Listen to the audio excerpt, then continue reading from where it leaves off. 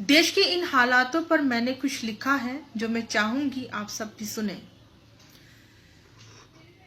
जब ऊंच नीच का अंत होगा, जातिवाद धर्म के नाम की गंदी राजनीति से देश को मुक्ति मिलेगी।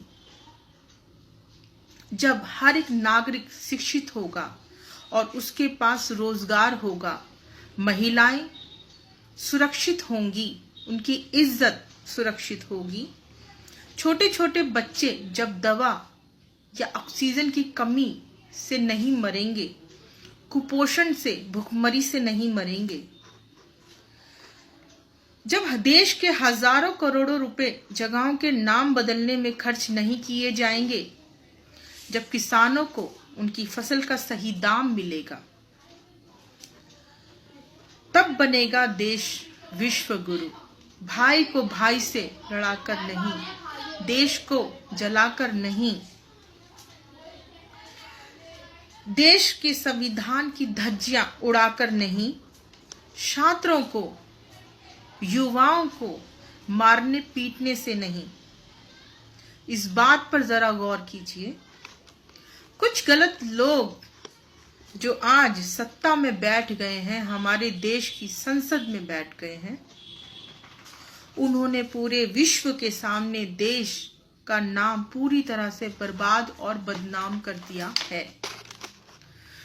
देश के असली मुद्दों से ध्यान भटकाने के लिए नए नए हथकंडों के द्वारा लगातार जनता का ध्यान भटकाया जा रहा है। आज महंगाई से, बेरोजगारी से, लगातार गिरती हुई जीडीपी से, जो आज सबसे निचले स्तर पर पहुंच चुकी है। बलात्कार पर कानून ना बनाना पड़े, इसलिए एनआरसी, सीएबी और सीएए हाजिर कर दिया गया देश के सामने, देश की जनता के सामने, और यह सिलसिला आगे भी जारी रहेगा। जाग जाइए सभी देशवासियों, देश को दोबारा गुलाम बनने से रोक लीजिए, संविधान को बचा लीजिए। जय हिंद, जय भारत। लड़ेंगे, जीतेंगे।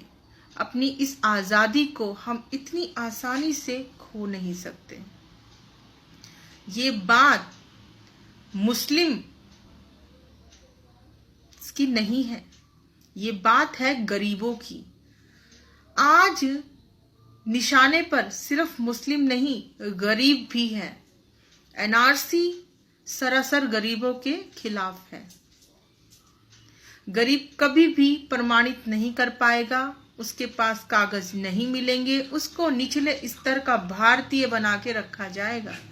इस भेदभाव को हम कतई बर्दाश्त नहीं करेंगे। संविधान ने हमें एक समानता का अधिकार दिया है। बाबा साहब के उस संविधान को हम हमेशा कायम रखेंगे, उसके वजूद को कायम रखेंगे। संविधान से बढ़कर हमारे लिए ना कुछ है, ना कुछ था और ना कुछ होगा, ना हम इस पर आज आने देंगे।